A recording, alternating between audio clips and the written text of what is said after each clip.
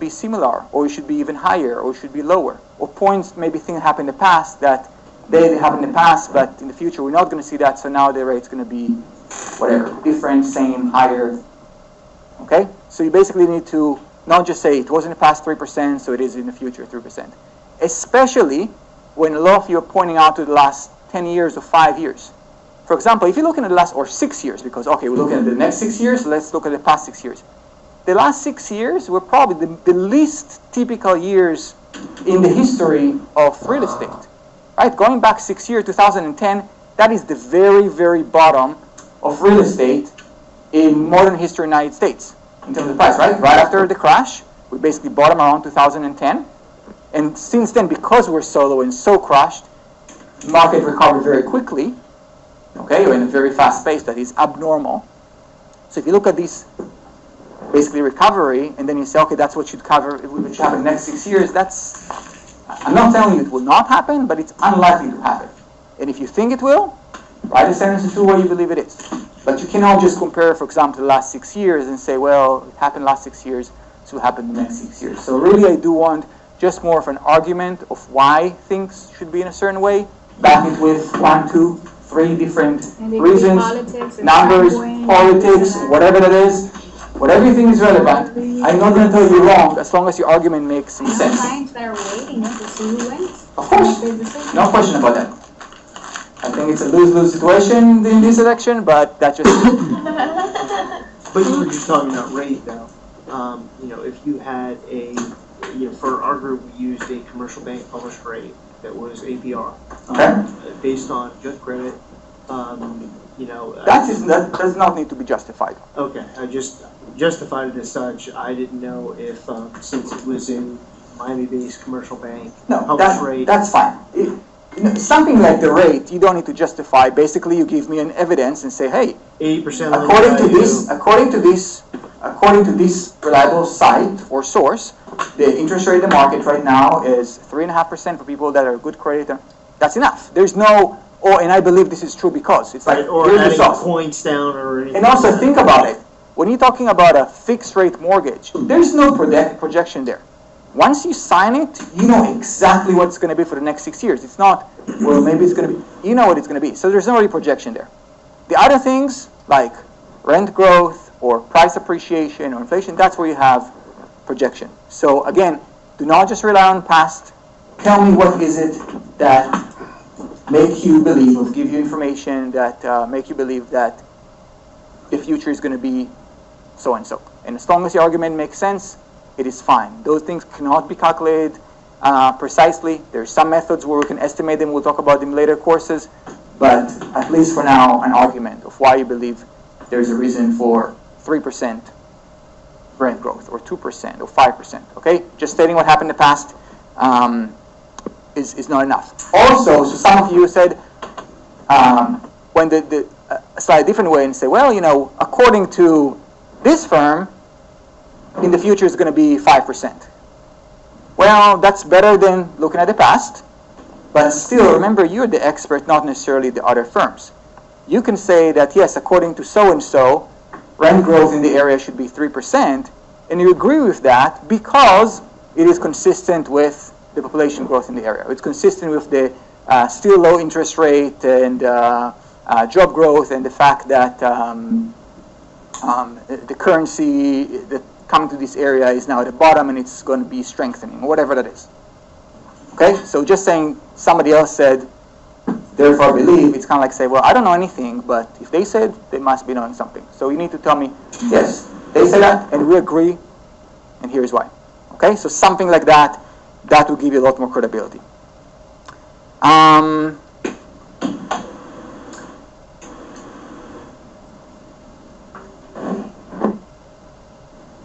Some of you were calculating rate of appreciation in the past over a long period of time and then converted it into year by year, and you did it incorrectly. Again, if you have, for example,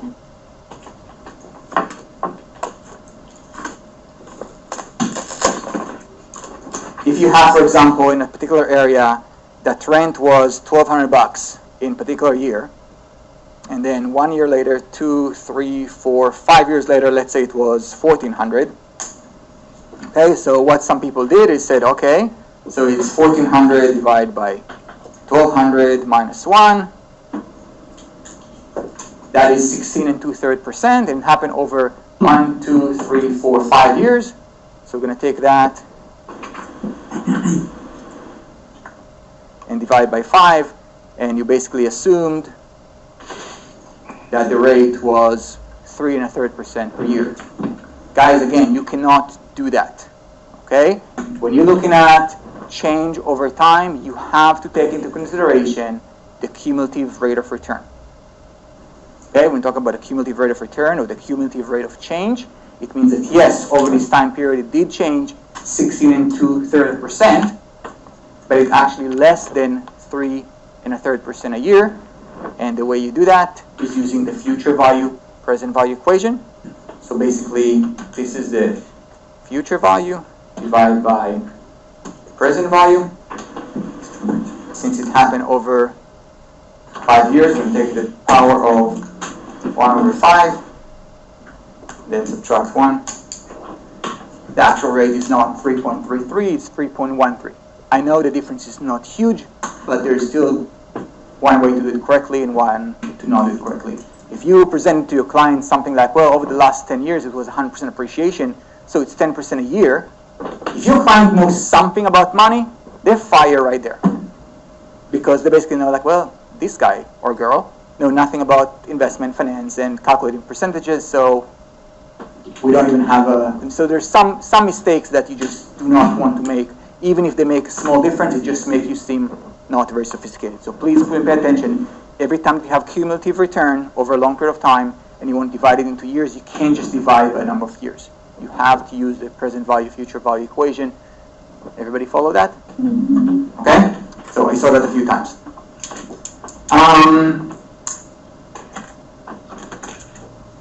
Things like making assumptions, for example, on maintenance. So a lot of you said things like, okay, so in class we said 1% is the rule of thumb, so we're going to go with 1%.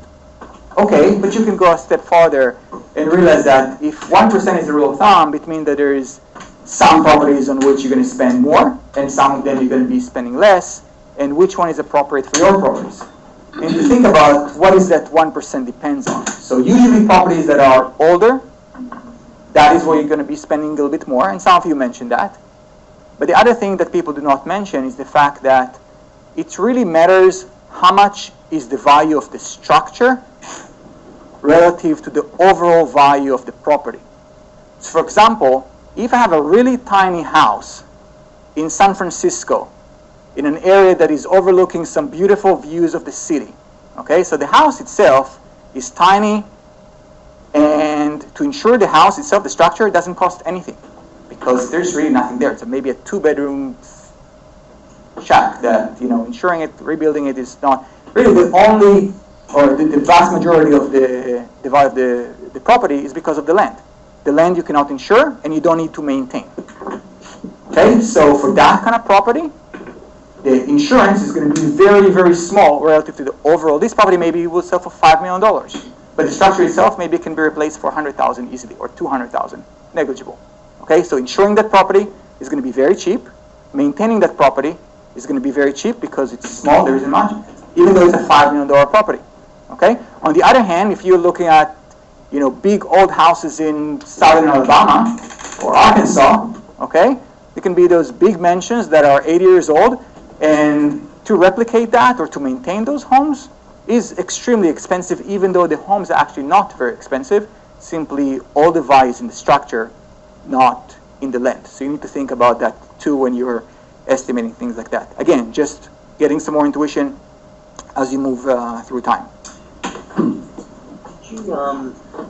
If a value for maintenance or let's say taxes was directly paid from the listing agent. For maintenance, there's two different. So maintenance, there is the part that is maybe HOA dues, which, yes, if it was provided by the real estate agent, you assume that they say the truth, that's fine. Yes, there's no assumption there. It's not. I don't want you to go and investigate it. That's not worth it. But there's a different part, which is what is actually to maintain the place. I pay HOA dues, but in addition to that, I need to paint the pool and how they are, then fix the AC when it doesn't work, and all those other things, and replace the roof every so often, and all those things that are not in the HOAs. Okay, so yes, one of them is given, and you don't need to make assumptions. Just say this was given. The other part, you do need to make assumptions on. One of the questions in your, I think this is basically it about assumptions. In terms of your section where you do the analysis, most of you did correctly.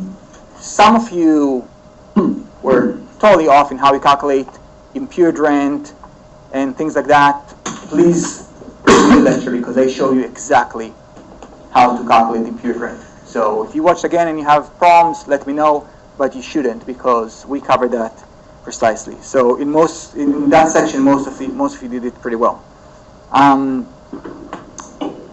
found it odd that nobody, when you mention and discuss, for example, rent growth or property appreciation, nobody from all the reports, maybe one, but I don't remember, maybe one of you, but I think nobody actually was mentioning the fact that interest rates are actually likely to go up in the next 6 years, maybe.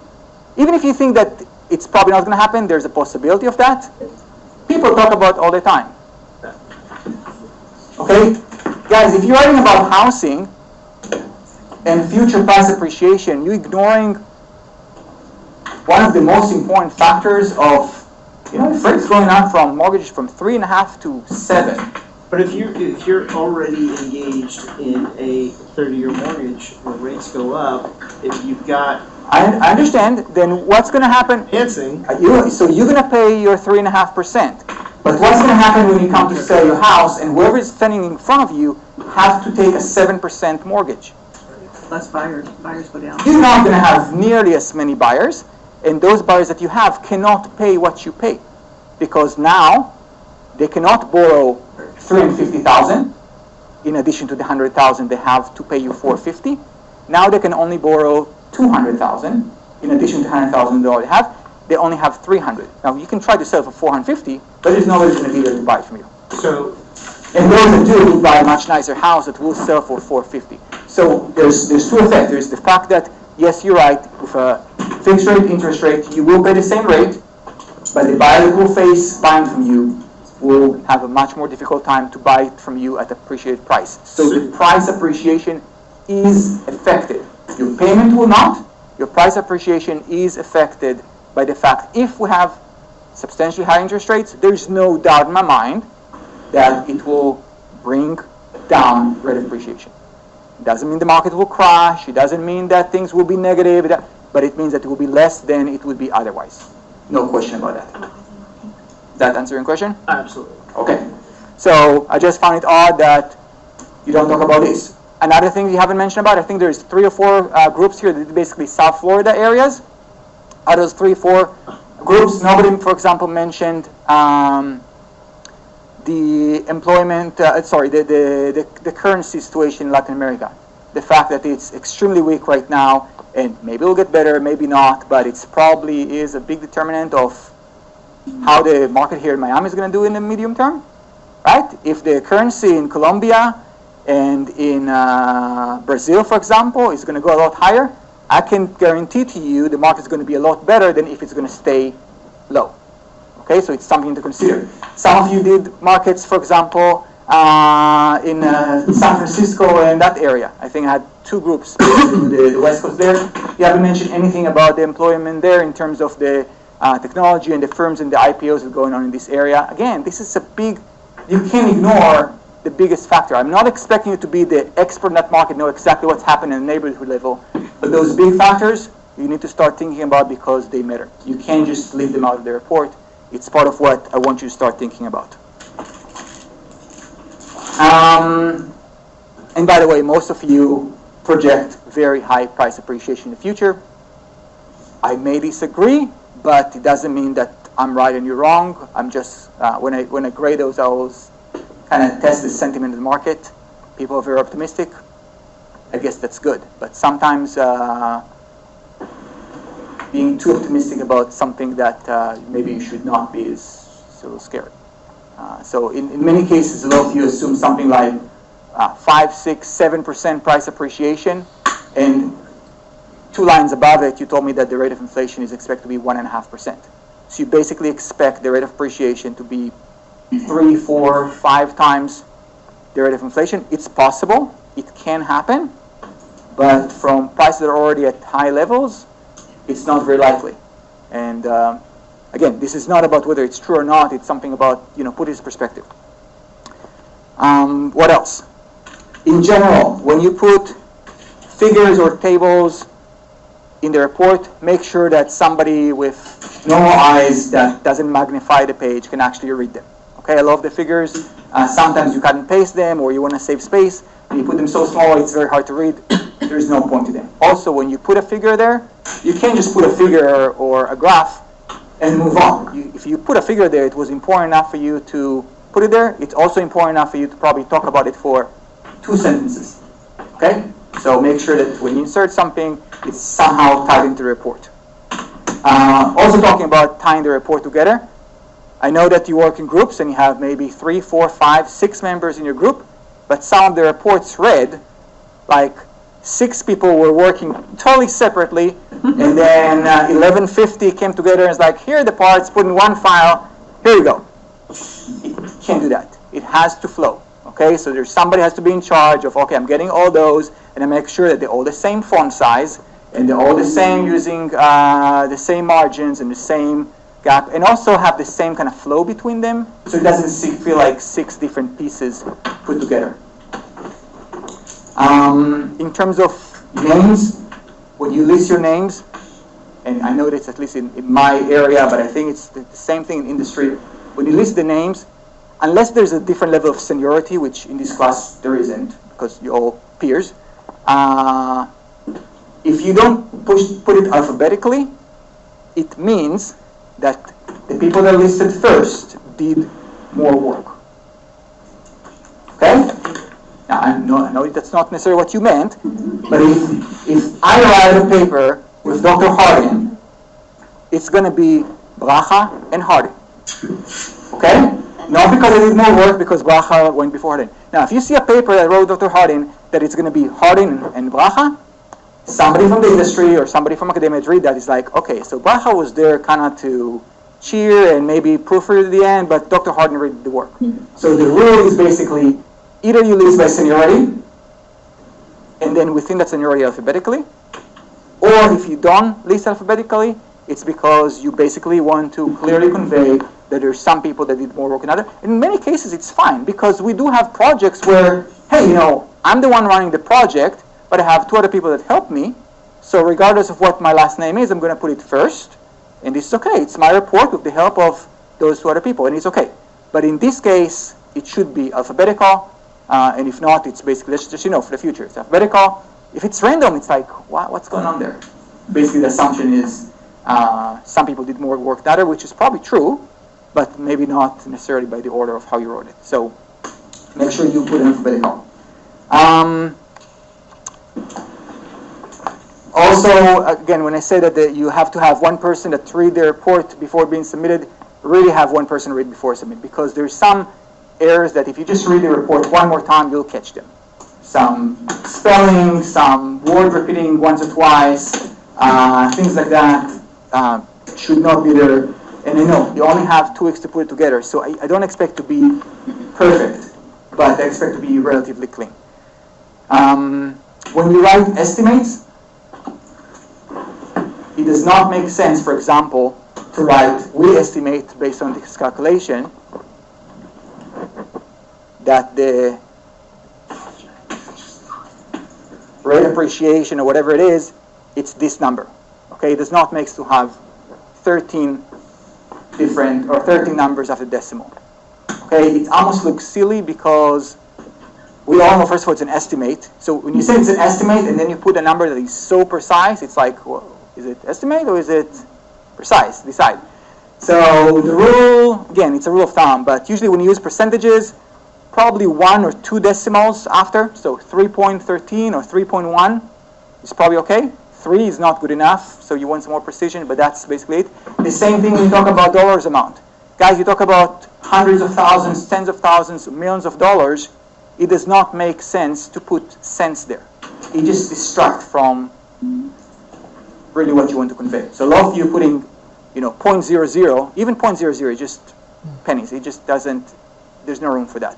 And definitely not 0.89 cents. If you really think that you're going to sell your house for $369,742.59, it's not going to happen. So keep that, sound the rounding, at least at the penny level, to minimum. It's how we do that.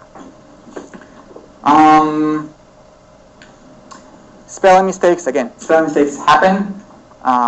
It's fine if you have 1 or 2 of them throughout the report. That's not a big deal. It's not fine if you have 10 of them. And it's definitely not fine if you have one in the title. And at least 2 projects have, in the very first word you read was a typo. Or the very first page. Again, this is the kind of thing that just turn people off. If I'm doing deal with you and you misspell a basic word at the very first page, it's like, they just didn't put enough whatever into it. So there's some, if it's on the 19th page, which you shouldn't have 19 pages, if it was a 19th page somewhere toward the bottom, I know spelling is spelling, but there's still some that are more important than others. Make sure at least your title, your abstract, the very first things people see has to be as soon as possible, so read it more times, my advice. And what else? I think that's basically all I have. Now, if you believe that you were graded unfairly, I would like to know. I think I graded very fairly, but if I overlooked something, if you think that you got a grade that is much lower than you were supposed to, remember the procedure. Basically, all you need to do is not come to me during the break. All you need to do is write a short letter and say, we received 85 on our project, however, we believe we need to get a 92, and here is why, and I will consider that, okay? Probably not worth your political capital to argue from 85 to 86. Yes, some of those things are subjective, maybe I'll change it, but is it really worth the effort? If you're welcome to do it, but I think if basically if I overlook something, you're more than welcome, because I have overlooked in the past. So if you think I took more points than I should for something, or you're graded unfairly, you can let me know. Now, more important is moving forward. So I believe in capitalism. Do you believe in that? Capitalism? And capitalism is all based on incentives. So, yes, I can tell you do better next time, but if I tell you do better next time, and if you do, you're going to get something extra for that, you're probably more likely to. So let's do that. According to your syllabus,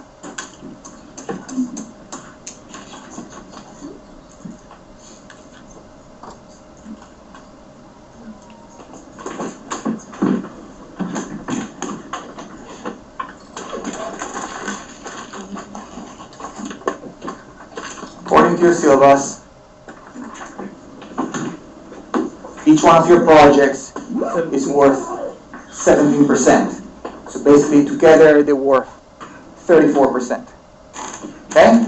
Here's the deal I'm going to do with you. If you perform better on the second project compared to the first one, so for example, if this project you got a 80 and the next project you got a 90, so if you perform better, I will up your weight on project 2 and will down your grade or reduce your grade on project 1, and it will basically be, instead of a 17-17, it will be 2/3 and 1/3, so 22 and 12. No, it's not exactly, but And we have a 90 and then we can go up to 100?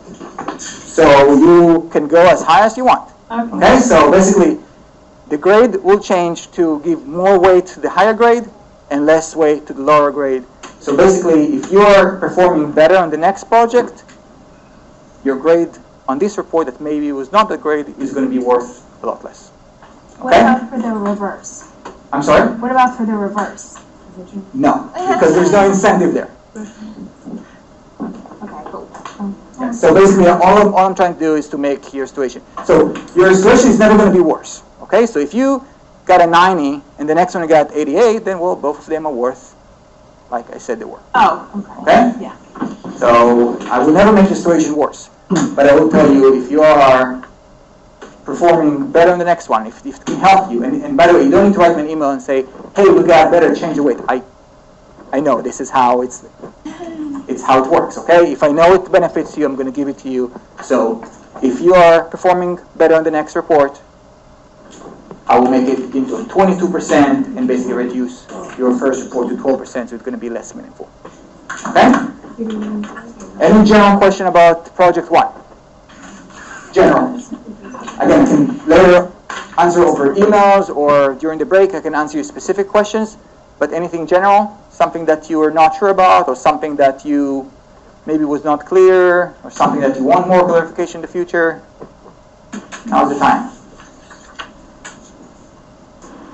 But again, overall you guys did well, so hopefully you're happy with your performance and expecting even to do better next time. That's really the goal. I have the I think I'm very lucky to teach the very first course and then one of the courses toward the very end, because I get to see the full improvement. And when you guys see, hopefully, I know for the majority of you, it's not hopefully, it will happen. The majority, when you get to the end and you see a report then, and you compare it to how you write a report right now, you'll be like, wow, I was there 10 months ago. Because the differences are huge. You just need to get positive feedback and incentives to work harder, and it works. Okay? All right. So if you have no questions, we can move forward.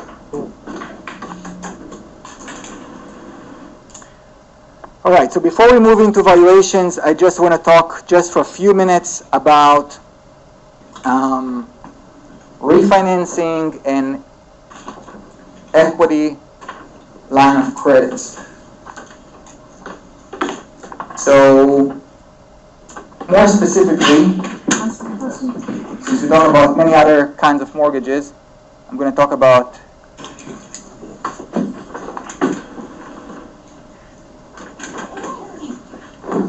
HELOC. And HELOC is home equity line of credit, but other line of credit work in a very similar way. So basically what the HELOC or any other line of credit, the way they work, is that in most cases, it is a junior mortgage. Okay, so as a homeowner or as an investor, you already have a mortgage on your home or investment. Okay, but then some people want liquidity, because the problem with real estate investments is that it's very hard to liquidate them. It takes time, and also in many cases, people don't want to liquidate them. So I want to get money, but I don't want to sell my property. So how do I do that? And one of the ways to do that is basically take a line of credit against your property. So for example, if property value is $300,000 and mortgage is, let's call it $240,000 at initiation. So let's say that in the beginning you bought a house for $300,000 and you took a mortgage for $240,000. You basically took 80% loan to value, so that's called an 80% LTV. Okay, because $240,000 is 80% of $300,000, and you put a 20% down payment. Okay, and then after time you pay down the mortgage, and your property usually going up in value, at least in nominal terms. So let's say 5 years later,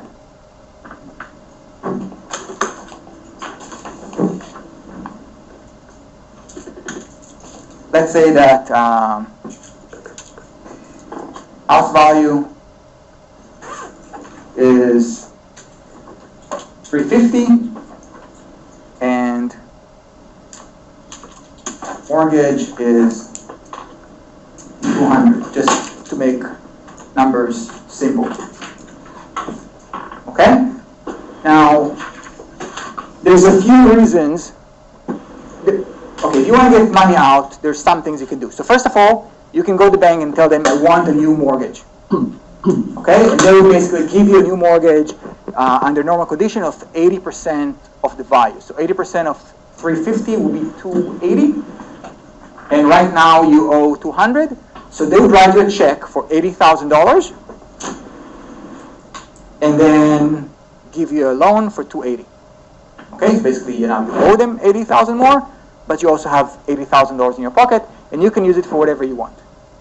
Now you can do that, but there's a problem. First of all, getting a new mortgage is expensive. Just all the paperwork around that is expensive and it's painful. And the other problem with that is that maybe you have such a good interest rate because you took it now, and this happened 5 years later, and interest rates are higher, and it's like, I don't want to pay off my 3% mortgage to get a new one that is 5%. I want to keep my 3% mortgage. So what you do is that, yes, you can keep your 3% mortgage and then take another line of credit that will be a junior for the remainder of those 80%. Again, the bank estimated the value of your house is $350. They tell you that, okay, you have a mortgage now that you owe $200. You can take a HELOC or other $80,000. Now, here are some of the advantages. Basically, HELOC is a lot cheaper and quicker to get. When I say cheaper, it doesn't mean the interest rates, but the process, the paperwork, it's very expensive. It's almost free. I think some banks that do it for free, and some banks will charge you maybe a couple $100. Okay, it's not about a few $1,000s to basically get all documents and all the things. You may need to have an appraiser. Some of them even would have a automatic or computerized appraiser, so it will make the process very, very cheap and quickly. It used to be literally before 2007-8, you go to the bank and half an hour later you walk out with a HELOC. Today is a little bit more rigor, but not much. It's a relatively quick process. SunTrust right now will give you in 5 business days up to $75,000 unsecured. Well, unsecured is different because it has higher It's a interest line rate. of credit, but I mean it's still based on prime, maybe plus a point. Prime plus unsecured. Unsecured. Okay, I'm unaware of that, but if they do that unsecured, they'll give you even better rate on a secured. Right. So another advantage, those rates are cheaper than any unsecured. So for example, you say, you know what, I don't need to use this credit. I have a good job and I have good credit and I've been with the bank for a while, so I'm going to go there and get an unsecured line of credit. Well, you can do that, but this one would be even cheaper because the bank has something that is secured. Okay, they're basically secured by the house. They will take your house if you don't pay it off, so you'll get a better rate. The other advantage of that, compared to unsecured, not only that it's cheaper, it's also going to be tax deductible. Okay? Again, according to current U.S. laws, depends on your situation. Basically, if you itemize, you can deduct your interest. So it's cheaper to begin with, and then tax deductible. So if you had a 33% tax bracket and you got a 6% rate, you're really paying 4%. Okay, 6% minus 33%, so minus a third, it's 4%. If you got a 5%, you're really paying whatever it is, less than 4%. Okay, so those are some of the advantages. Another advantage is that when you get this line of credit, unlike when you get a new loan, you do not pay interest on those $80,000 unless you're actually using them. So basically what happens is that all they do is open a new account for you that is at zero, and then you can take money off this account all the way up to negative $80,000 as you want. So you can take today $2,000 for a down payment on a car or for paying your credit card or whatever it is you need, and then you can pay it back the next week. And when you owe those $2,000, you pay interest only on the $2,000 you owe. Okay? And you took $2,000, maybe you didn't pay it back, you took another $4,000, another $10,000. Only on the balance that you owe, that's what you pay interest. It's very different than getting all the money up front, basically taking a new mortgage that is $280. The bank is giving you $80,000, so you pay interest on those $80,000 even though you may not use it the first day. Right? I mean, if you use it for day-to-day expenses or for things that you need over the next 2-3 years, yes, you're going to use it slowly over time, but you pay interest from the beginning on the whole amount. So in this case, you pay interest only when you use the money, basically take the money out. Yes? Can these only be used on open lines of credit, or Open, what do you mean by like open? not that they're not like fully amortized at the end, that they're fixed? In many cases, they would charge you interest on. They can do it in different ways, but the most common way is that they would charge you an interest only, and then have a maturity date which is 10 or 15 years. Okay. So they say, okay, every month we're going to charge you the interest. So whatever the interest is times the amount you owe, that is what you owe us. And you make this payment. And if you don't make this payment, they basically add it to your loan, which is fine. That's the whole idea. You can draw it down to some larger amount. So if you owe $1,000 and the calculated interest rate this month was $10, you don't necessarily, depending on how you write it, but you don't necessarily have to pay $10. They can just say that now you owe 1,010, which is fine because you can owe all the way to 80,000. Yes. Are there any restrictions as to how you can use that money? No restrictions. You can buy drugs with that. No, don't. As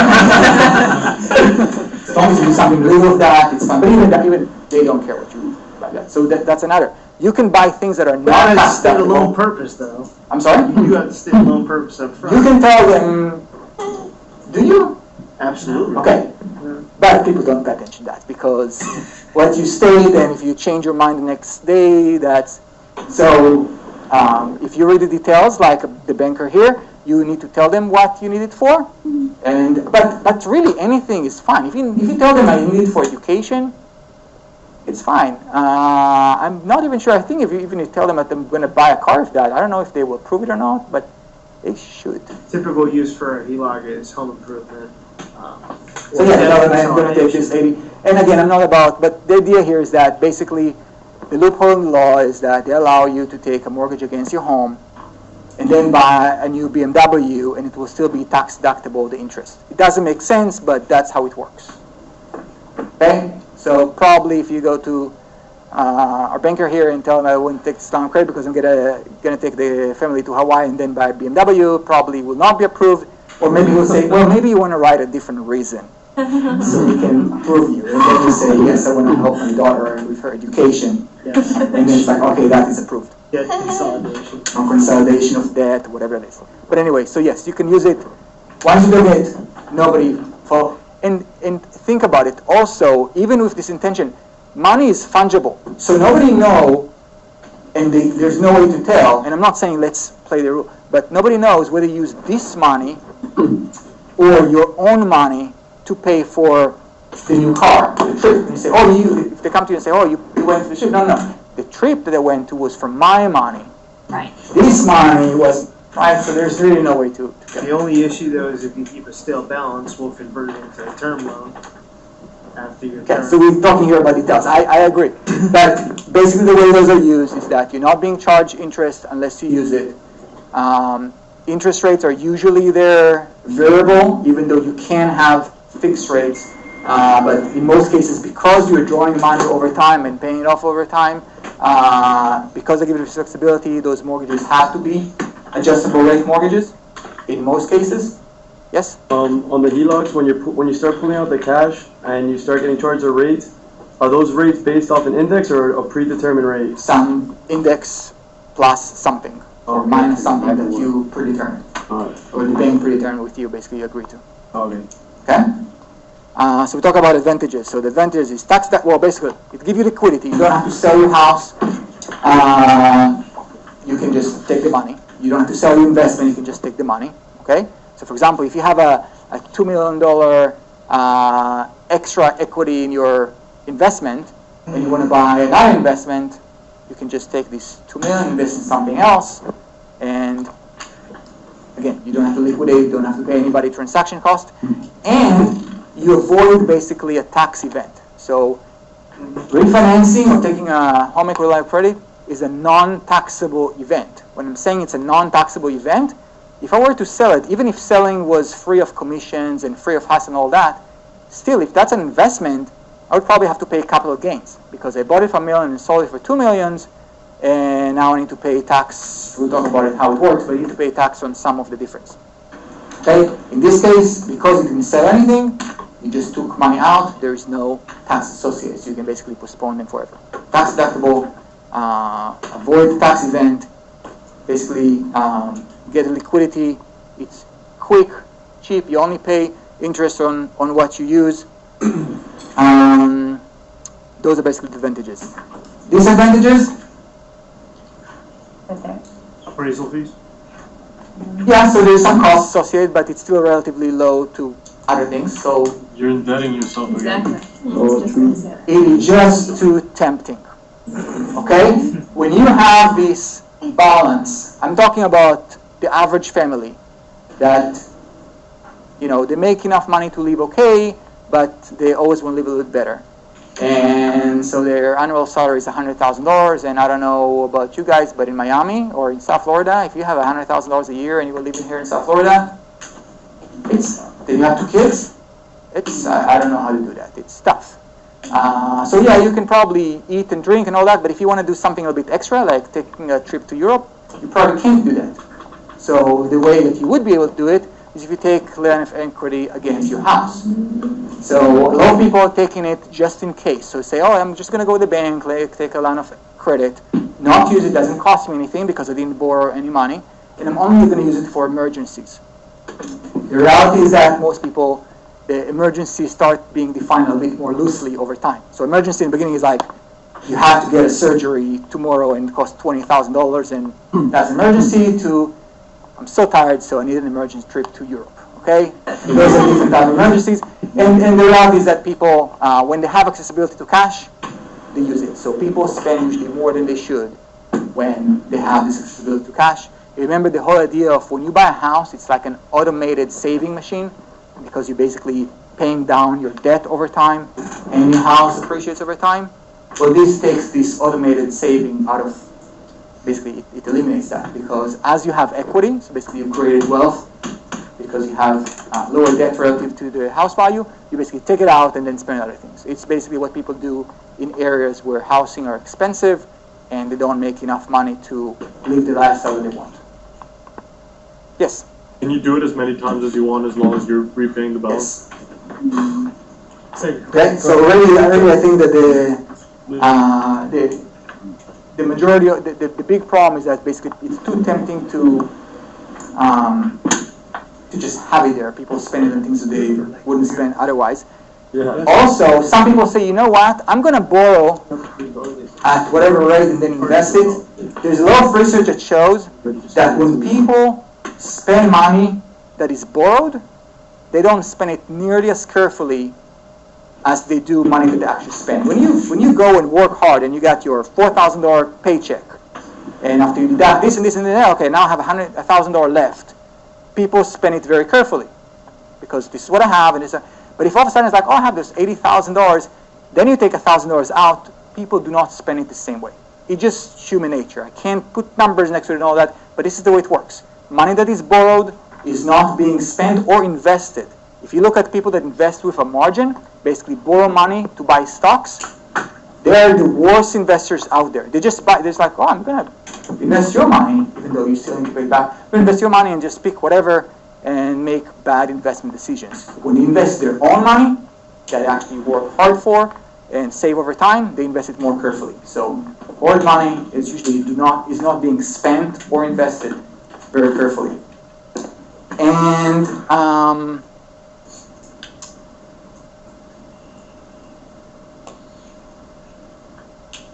want to say one more thing about it and then we'll conclude. I feel like this is how a lot of people lost their homes. Oh, of course. Yeah. Yeah, no, of course, yeah, that's so if you think about it, basically those HELOC was what drove the economy so high before 2007 because people have houses that this did not happen after 5 years, it happened after 6 months. Okay? So 6 months later, all of a sudden they have access to $80,000. So there comes the Maserati. Okay? Even though they can't really afford a Maserati. Okay? And then 6 months later, they have another $50,000 equity. So here's a nice swimming pool and a trip to whatever. And when you spend money that way, and a lot of people like you do the same thing, you basically spend more than your income. When a lot of people do that, it drives the economy to very high, dangerous heights.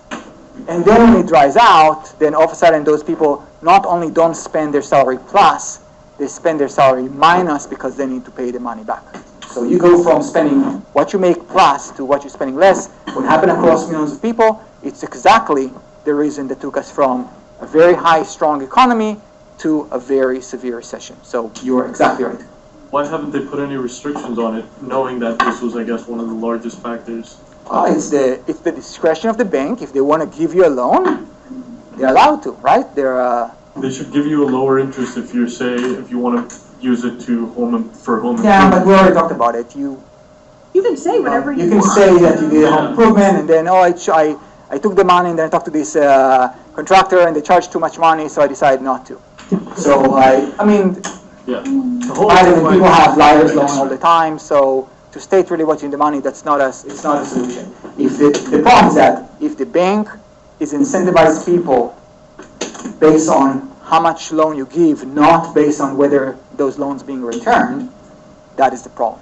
So if I'm a loan officer and I get commission only because you sign here, that is the problem. If they change it, and they change it a little bit, something saying that a lot of those banks have to hold those loans, or some of those loans, so they're responsible not just, okay, we'll give you money so we make money off that. We're also going to lose if you don't pay the money back, so we're going to be more careful about it, and we're going to be reward our employees, and especially the high-end employees, in different ways. So it used to be that people basically get bonuses at the end of the year, whatever, very large amounts.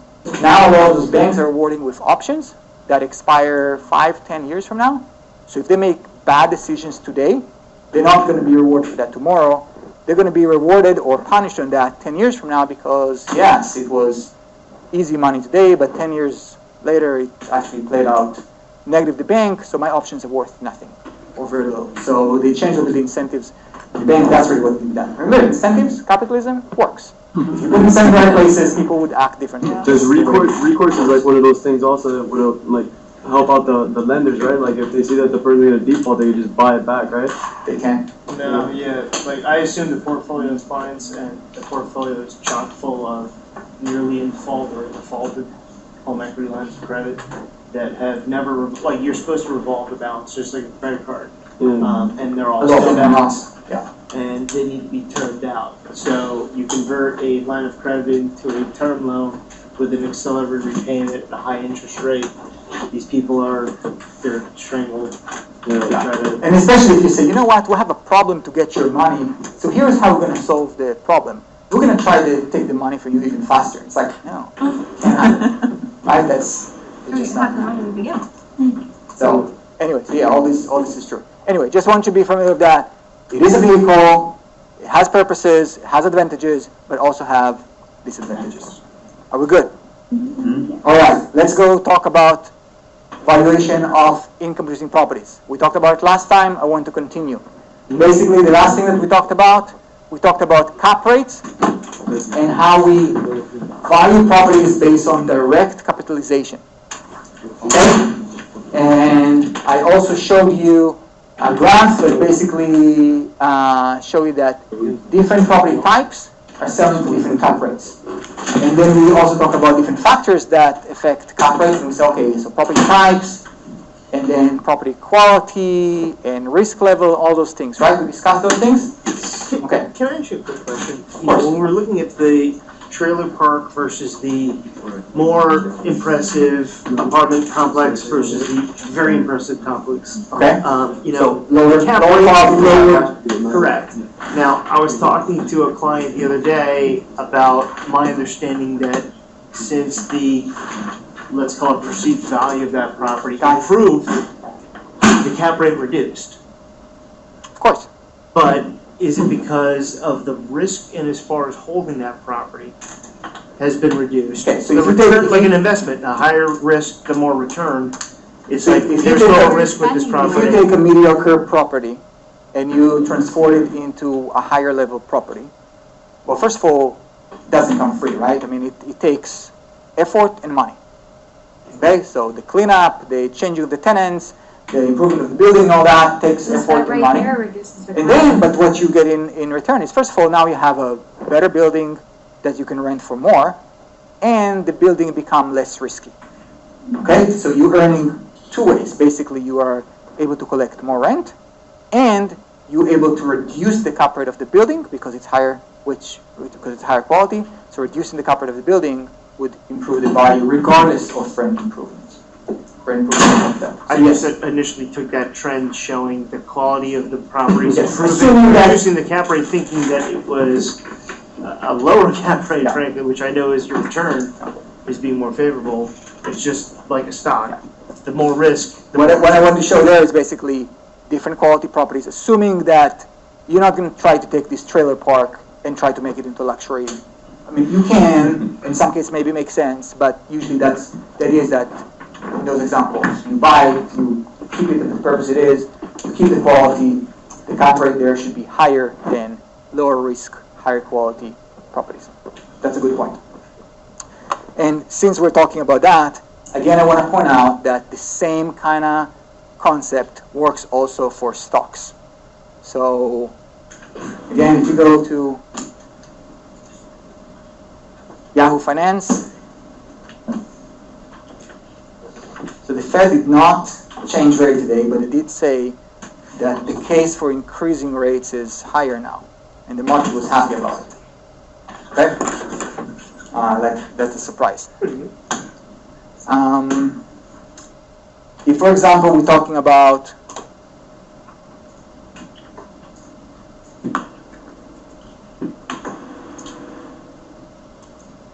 I just need to stop to go to Yahoo, but it's my favorite. Organized. Can you go back to what John Boyd said about Brangelina? I didn't follow, I'm sorry.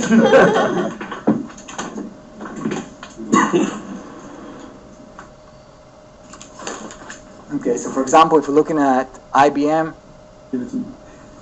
again, different segments of the market, they just have different language, but they're really talking about the same things. When they're talking about PE, price divided by earnings, it's exactly the opposite. Now, the accounting behind it is different, but the concept is exactly the same. Price divided by earning, and think about what we do when we calculate cap rate. We say earning divided by price. So it's basically 1 over this. Okay? Price divided by earning, compare with cap rate, which is earning divided by price. Earning, we call it NOI, but it's earnings, right? What you make minus the expenses. So earning divided by price versus price by earning. It's the inverse of each other. Now in finance and in stocks, we talk about PE ratios. In real estate, they talk about cap rates, but it's really, you can convert one to the other. They're talking about the same thing. They just reflected in different numbers. So for example, with IBM, when they have a PE ratio of 1265, really what this means is that 1 divided by 1265, you want to put it in percentage, it means that the cap rate, and again I'm saying it's in very loose terms because of course the accounting there is different and leverage is getting in the way and things like that, but to simplify it, the cap rate on IBM is something like 791. Okay, basically they are selling for $12.65 for every dollar that they make this year. Okay, that's what it means. Okay, now if you compare IBM that did not have very good recent history, so I don't know if you're following IBM, but basically they've been struggling recently because this whole movement from hardware, which they used to be, into information and clouds, that doesn't come overnight, and they have particularly problems with that. So that's why they sell for a relatively high cap rate or a low PE. If you compare them to other companies, you know, take for example Procter & Gamble. I don't know, maybe I even showed that, I think, during the... so Procter & Gamble has a PE ratio of 23.77. So again, people here, instead of paying $12 for every dollar of earning, here they pay $23 or $24 for every dollar of earning. Again, if you convert it to whatever we call in real estate cap rate, what is that? 22.70, what? 7? The cap rate on Procter & Gamble is lower. It's 4.39. Okay, and part of that is because they consider to be a safer, more stable company than IBM right now because they have a more stable line of products that is more predictable in how much they sell them. So when they sell Tide and Gillette sensor razors and aftershaves and toilet paper and all those things are very predictable in how they're going to sell them, and it is more predictable in the business of IBM, and they also have a more positive growth recently, so people are paying more, or basically willing to pay a lower cap rate for them. Okay, paying more in terms of dollar for every earning or a lower cap rate. And then if you compare it to the extreme, or one of the extremes, for example, Amazon. Okay? Amazon has PE of 196. Okay? So think about a PE of 196. Like 1%. Yeah. It's, if you divide by 200, it's 0.5%, right? Okay. 196, about 0.5%. So basically a cap rate of 0.5%. You can ask yourself, so why would anybody in their right mind buy something at a cap rate of 0.5% would pay 196 times whatever they're going to make this year? So basically, if they make the same amount, it will take you 196 years to get your money back. Okay, nobody want to wait 196. The reason that people do that, of course, it's because in a company like Amazon, the idea is not what's going to happen next year. That is not what they count on. What they count on is the fact that Amazon is a lot of people view it as the next place to shop, and more people shopping online, and once they are getting after a particular threshold, they'll be able to make a lot of money. So the growth there is going to be a lot higher. So what they make this coming year is not very much, but what they're going to make 5 years or 10 years or 15 years from now is going to be a lot higher. That's the prediction. We don't know if it's true or not. We'll see in 5, 10, or 15 years. But according to prediction, it's going to be a lot higher, which means that people are willing to pay a much lower cap rate for it, or a much higher multiple. So I just want to make sure that you all know that cap rate is not a real estate unique valuation method. It's a method that is done everywhere else in the finance industry, except they call it different names. Okay, PE ratio is probably the one of the most common one. People talk about stocks, people talk about real estate, talk about cap rates, but they're very, very similar. So I just want to give you that background. Now, so we talk about different cap rates, and we talk about different quality and risk, but there is at least one more component there which I just mentioned here. Okay? So yes, it is true that if something is more stable and higher quality and lower risk, you should be expecting lower rate of return, and you should be willing to pay a lower cap rate, which is the same thing as a higher price for that property. Okay? So better quality, you pay higher price, same as lower cap rate. Understand that. But there's at least one more reason of why people are willing to do that. Okay? So one is the safety and the stability and the quality aspect. And the other part is the growth. Okay? Just like in the case of Amazon. Okay? Some areas or properties are viewed as, okay, so you get a particular rate of return right now, but how quickly can you really raise the rent? Maybe you can't really raise rent very quickly, because maybe the jobs there are not very good, and population there is not growing, and every time you raise rents, people just come in and build a new building because all of a sudden they can charge higher rent, so competition will come and then to bring down your rent again. So there's some areas where the growth of rent is very low.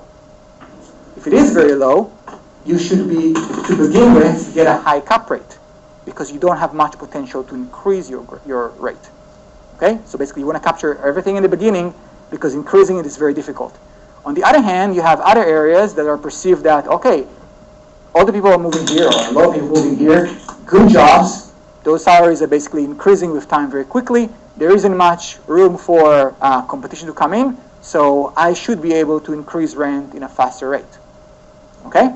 If you are able, or at least have a view, that you're able to increase your rent at a faster rate, then it's okay that you don't get all the return in the beginning. Basically, you don't get a high cap rate in the beginning. You get a lower cap rate in the beginning, and the other part of the return is coming from increase in those rents. So remember, there's basically two components for your return. One is the return you get every year, that is the cap rate. That is the cash flow you receive every year, the ratio yield between what you invested and what you're receiving. And the other part is what is the price appreciation of your property. And the price appreciation of property, especially when we talk about income-based property, is tied to how fast your rent is growing. If your rent is not growing, it doesn't make sense that people will just pay you next year more, and the year after that even more, and the year after that even more, and so on and so forth. Your property value should not go up much higher if you're able to charge the same NOI every year. Why would somebody pay you more and more and more and more and more for the same thing? Somebody should be able and should be willing to pay you more and more and more if you're increasing your rent over time. So right now I have a rent of 100, so they're willing to pay me 1,000. If my rent become 200, they should be willing to be paying me 2,000, or whatever it is the ratio. Okay, so there's an equation that illustrates this relationship, and that is the Gordon growth model. Did Dr. Lee talk about the Gordon growth model? You talked about it. I did. Okay, but that was not part of the program. That was before. We just kind of like, do I even want to be here? Okay? So let's talk about the Gordon growth model. Now that we're actually part of the course. Basically, it tells you that the return on any investment, dividend 1 divided by price 0, plus G. That is when we talk about stocks. Dividend 1 is the price that you would, the dividend you will receive next year, the next period. Price 0 is what you pay today. So that part is the yield part. And G is how fast dividend 1 is going to grow. What is the rate of growth of that dividend? Now, because we're talking about because we're talking about real estate, we don't talk about dividend 1 divided by price. We're really talking about NOI 1 divided by price. Because when you invest in stocks, the check you receive every quarter in the mail is for dividends, but when you invest in real estate, the checks you receive in the mail after you take expenses is your NOI. So it's the same concept. You need to add G to that, of course. And by the way, it's the exact same thing as basically saying cap plus G.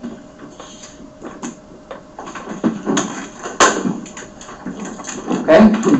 So remember when Mr. Cohen was here last time and was talking about the cap rates being the rate of return? Well, cap rates are only part of the rate of return.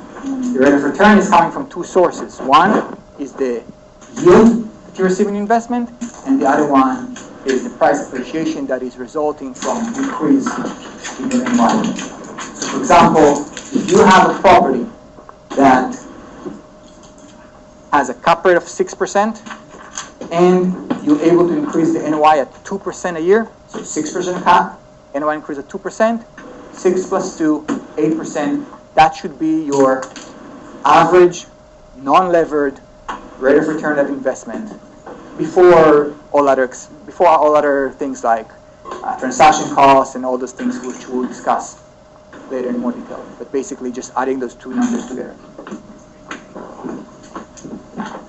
So let's look at example.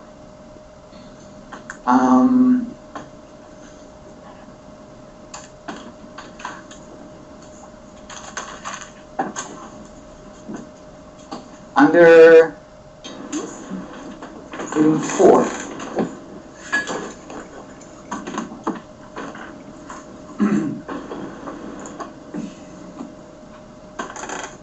I have this paper right here.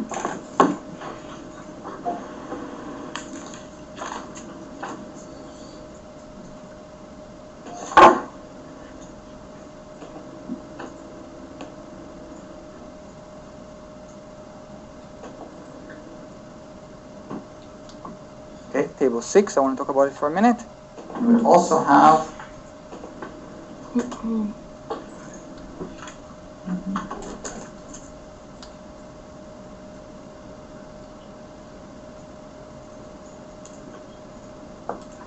this file.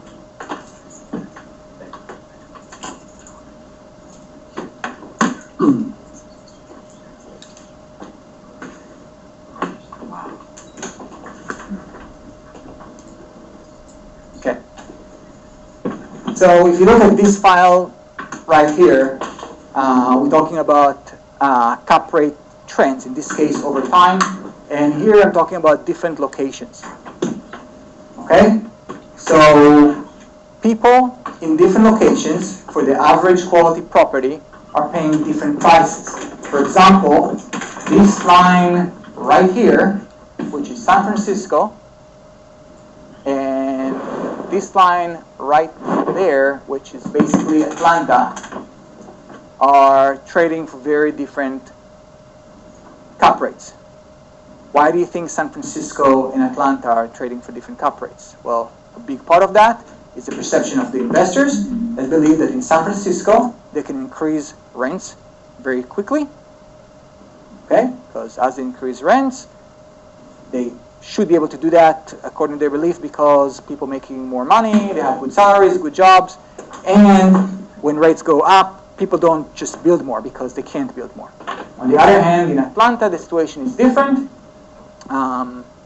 Building more is possible, so if you increase rent, your competition is going to come and want to get this rent too. And also, yes, Atlanta economy is doing okay, but it's not San Francisco. Okay, it's not like all the jobs are moving there and people making very high salaries. So this is one evidence for that. If you look at that paper that I just showed you, okay, in this exhibit specifically, it tells you, and I know it's 2005, but actually specifically I still refer to this paper all the time because it's near the top of the bubble. The top bubble was basically 2006 in the country, 2007 here in Florida. 2005, so near the height of the bubble. We're talking here about the average cap rate in excess of risk-free rate. So let's say that the risk-free rate at that time was 4%. I don't know exactly what it was, but something like that. Risk-free was a lot higher than it was today. Let's say it was 4%.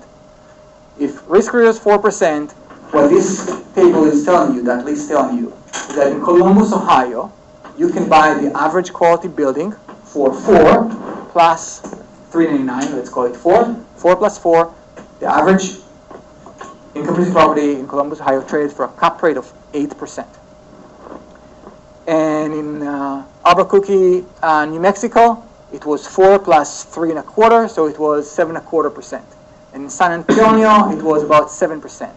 And Las Vegas and Houston, all those on the top. And then if you look at the bottom, you have San Diego. So when the risk-free, let's say, was 4%, the average quality structure in San Diego sold for a cap rate of 465, and places like San Francisco, LA, Palm Beach, New York City, all the way to, let's say, 5, 5.5. So you have those that are 4.5, 5, 5.5, and you have those that are 7, 7.5, 8. Okay? And really what it tells you is basically what investors believe in terms of the growth of the rent in those areas. Now, we already know what happened, okay, because that was 2005. And I don't just know because of this particular event, I know from many other events that are similar to that. Investors, in general, are too optimistic about things that recently did well, okay? People have very short memory in terms of many things, but in the case of investments, it's true. And if something performed very well recently, their assumption, all other things equal, is that it will continue to do well. And if things did not do well recently, their assumption is it will continue to not do well. Even though we know that the exact opposite is true, based on basically the power of reversion to the mean. When things that don't do well, builders do not build there, and people stop investing there, and prices drop, and then basically the returns are higher, and vice versa. When things are doing really well, then you get all this competition, and money starts coming out, and prices go down. There's always this force of reversion to the mean, and if we forward a few years forward, we basically see that people overpay in places like California and Florida, that are some of those in the bottom, and people actually underpaid in places like Columbus, Ohio. Okay? Which means that, look at what I'm trying to say. If you buy a place that has a cap rate of 8, and you think that you're going to be increasing NOI at 2% a year, that is 10%. If you buy something else that only has a cap of 5%, in order to get the same 10%, you have to have the growth at 5%. So even if this place does better than the first place in terms of growth, and it does, instead of 2, it does 3, or 3.5, or 4, you're still behind. In order to be at the same place, you need the growth here to be 2.5 faster than that, right? 2 versus 5, it's 2.5 faster to break even. And to really be ahead, you need to be basically 3 times faster. And if we're talking about 3 times faster, it's not just next year, is 3 times faster probably for your investment horizon, which is 8, 10, 15 years. It is extremely hard to achieve. Now, it happened, it can happen, but you really have to have very, very, very good reasons of why one place will grow at 2.5 times for a considerable amount of time faster than some other places. Okay? Now, history is telling us, history is telling us that people that invest in high cap rates are outperforming people that investing in low cap rates. And I'm not just talking about low quality versus high quality, I'm talking about average quality, but in cities that have high cap rates compared to cities that have low cap rates. I personally writing quite a lot of research about it. I just got funded by the Real Estate Research Institute together with 2 co-authors, and we write a paper about it, and we already have a lot of results. And basically we show that people that invest in areas or within an area in the value properties that have high cap rates are doing a lot better than those that invest in the growth properties. I'm talking about growth versus value. This is something that has high cap rate is considered to be value because it's selling for cheap price relative to the income it produced, so that is a value. And something that is selling for a low cap rate is considered to be a growth because the store here, the reason people are willing to pay such a low cap rate is because they are expecting growth to happen. In real estate, this one outperformed that one, at least in the last 35 years that we have reliable information. And not just by a little bit, by a lot of it. And I say a little bit,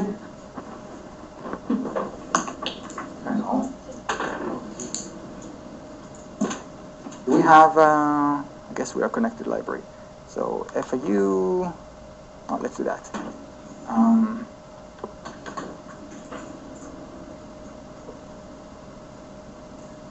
Forgot the name of my co-author. Value, and that is the previous one. We're working on a new one. Oh, shit. Yes, 71,000 hits. Okay, the Journal of Portfolio Management. The journal is around for 100 years. I don't know. It's a respectful journal.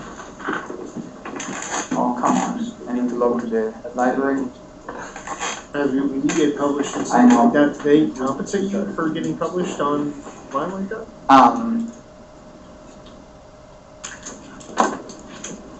Can you hold it for a second? Sure.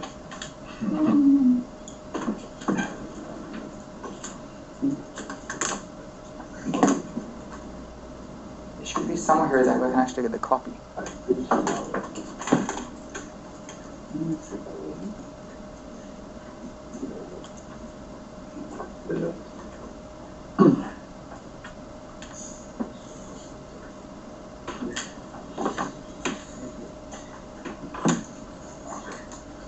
Okay, I have a copy on my computer, of course, and there's a way to do it via the library, but I don't want to spend time on that. But when I'm saying higher, I'm talking about, I'll show you that next time. When I'm saying higher, for example, over the last 35 years, the return was about twice as high. So the return was about double invested in value versus growth. So basically what it means that investing in Kansas or in Georgia or in Alabama or in Minnesota or in Nebraska, on average, is doing better than investing in San Francisco or Miami or San Diego or LA or New York City. Now I know it looks to me like yeah, whatever, what are you talking about? But those are the facts. I mean, we don't just make things up. We look at what's actually happening, and those are the facts. And there's also a very good reason behind it. Okay, if you think about it, go ahead, Pedro. Then you have a question, Arturo. Is it because of competition also? Of people looking for those specific properties? That's part of it. Yes, I'll address that. Okay, going back to the pro forma that we went over last class. Let's say the trailer park is the 8%, 2% growth, and the luxury, let's say, apartments or complex. Here we don't talk about the risk component. We talk about the different cities. Okay. So an average property in Atlanta, virgin property in San Diego. Let's say, just to say, let's pretend like they were Okay. within 10 miles distance Sure. from each other. Okay, wouldn't you rather take the 5% at a higher growth, given that 5% means that it's probably a better product, you know, that it's, Remember, it's not a better product because we're talking about things Not that are better product, similar, right. similar quality. okay. Okay, so if you're talking about just in terms of the growth, history telling you that, yes, when you're comparing those two, yes, this place grew faster than that, but not 2.5 times. So really what happened is that here you got your 8 plus 2, and here you probably got your 5 plus 3.5. So it did grow faster, just not fast enough to justify a cap rate that is 3% lower. Maybe just enough to justify a cap rate that is 1.5% lower. Okay? So what I'm saying is that people overpay for those properties. And it's exactly starting with exactly what Pedro was saying. If you think about it, yes, Does that take into account the appreciation of the property? exactly. Of course. That's part of the return. Yes. So if you think about what Pedro was saying and think about, again, human behavior, because I know we are finance and real estate and its numbers, but if you ignore human behavior, you will never be a good investor. Think about how people behave. People, if you look at people profile in terms of how they sell real estate, for example, a lot of people want to be associated with high luxury homes. Okay, there's very few people that would say, "Hey, I'm specializing in low income, low quality properties." It's not very glamorous. Now I know that some people do it, and a lot of people do it because they just care about this population. But it's a lot less, especially here in Miami, than people say, "Oh, I'm selling beachfront properties for $10 million." Okay, it is what people are attracted to, and if you ask people about their investments, they're a lot happier to tell you, see this condo there that is looking right on the ocean? It's mine, I have 5 more of those. Rather than say, instead of having those 6, I'm going to have 40 somewhere that is not as glamorous, but basically the return is actually going to turn out a lot higher. There's a lot more competition for things that appear to be pretty and attractive and sexy. And it's not just in real estate. If you're talking about the stock market too, the same kind of phenomena. People like to invest in things like Amazon, and people like to invest in all those high-flying and Twitter, and think about all these high-flying companies. Right when they come out, everybody want to invest in them because they are the thing to invest in. And history is telling you that if you are comparing those companies that have high growth, yes, they have high growth, but not high enough to justify the price that people pay for them. So for example, in the case of Amazon, there's no question that almost no question, Amazon is probably going to grow faster than IBM, but whether they're going to have fast enough growth to justify this big difference between 192 times versus 12, that's to be seen. It's not a question of who's going to grow faster. Are they going to grow fast enough to compensate for all this extra money people pay for that? That is the question. History is telling you that people like to invest in those glitzy, sexy, and attractive, whatever it is, stocks or real estate, because they just like to be associated with that. People do not like to invest in a boring middle-class complex in Minnesota, in a small town there that have Minnesota State University or whatever. It's just not nearly as attractive and fun. Yeah, but if your returns are higher, then Oh, that well, would be very attractive. Okay, I believe so too. But that's not what most people, that's not how they behave. Yeah. Have a question? Should I assume that the growth rates here are just for rentals, or is that, is That G is the return on NOI, and the return on NOI and the rate of appreciations are very, very highly correlated. So if your property NOI grew by 10%, all other things equal, the value of the property should go up by 10%. Is there anything else besides rental? Yes, it's a change of cap rates over time. We'll talk about it too, but the biggest component is how fast you can grow your NOIs. Yes? Sorry, last question.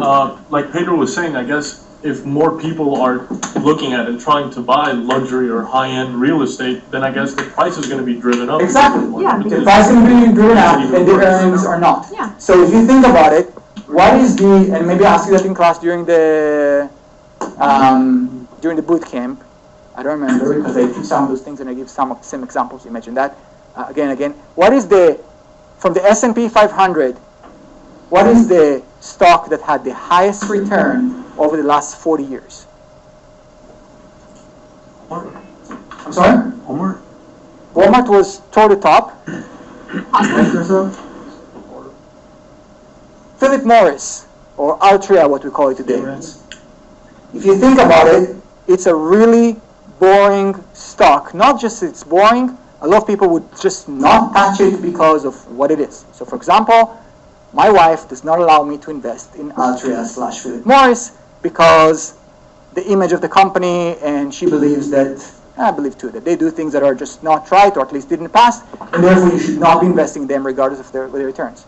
It's the same idea, because a lot of people don't invest with them for whatever reasons, whether it's not attractive or it's not fun or whatever it is, the price remain low, the earnings are high, and when you have something that you can buy for low, that's still generator of cash flow, you're going to be making very high returns. So it might be surprising to you, but a company like Altria was the #1 performing over the last 40 years of the S&P 500, and not any of the big names that you thought about. That is part of the evidence that, yes, value outperform growth. So yes, it's a lot more fun to own a luxury condo on the beach as an investment, but the facts are that those properties on average are not returning as much as properties in less attractive locations or cities that are just not as glitzy and appealing to investors where there's just less competition. Are there firms in Miami that are trying to take advantage of this or are aware of this fact? Well, some of that, if you think about it, those people that buy properties that are low quality and try to make them into something better, that's part of that.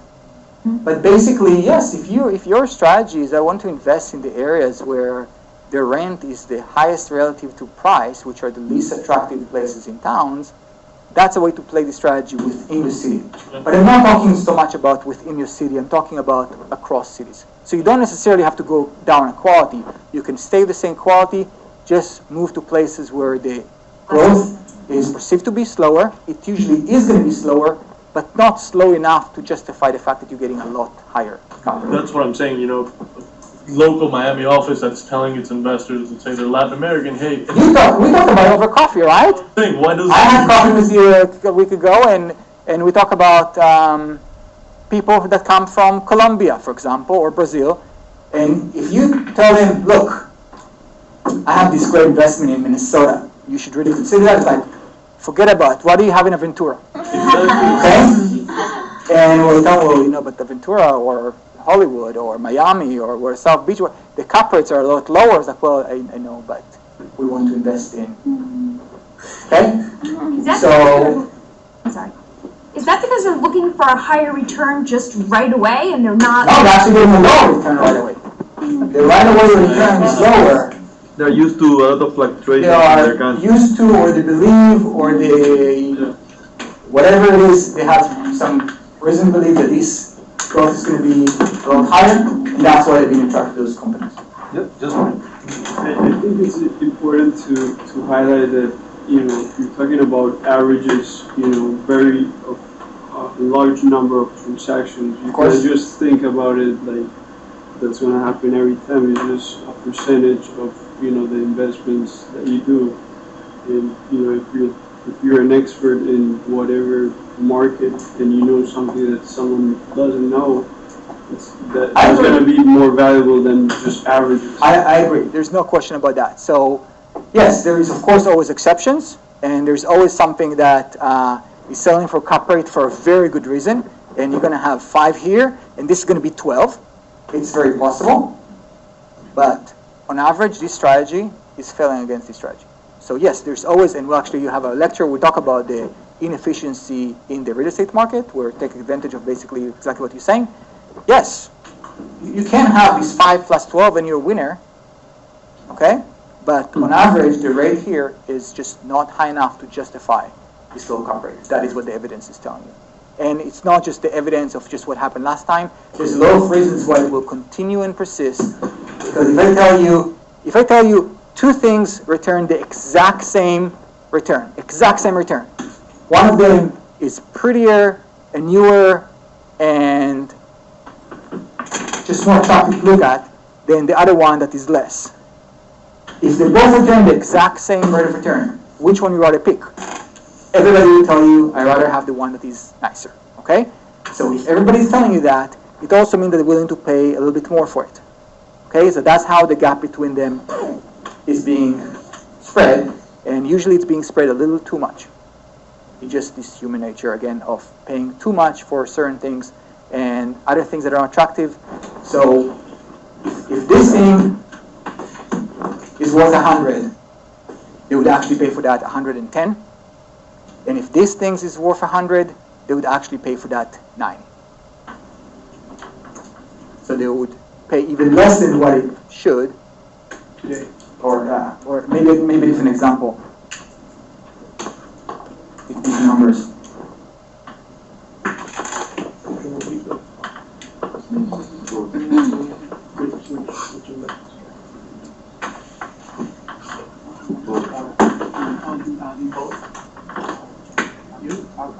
No, I meant to do that exactly the wrong. Let's say this is the right here. This is our growth property, so it's very attractive. Maybe it should be worth 200, and this one is less attractive. It should only be worth 100. Well, this one that is worth less, people pay for that even less. It will only go for 80, and the one that is worth more, people will pay for that even more. It will actually sell for 250 or whatever it is. So they're like essentially overpaying. Yes. So again, there's a big difference, and I just want to summarize with that because we need to move forward. There's a difference between, yes, there's something that's worth more, but there's a difference between something that's worth more and paying even something on top of that. And there's things that are worth less, but there's a difference between things that are worth less and you pay even less than what they're worth. Okay? Let's take a break. Come back here in about 40 minutes, and then do these compassions because I want to make sure that you are ready for the next part.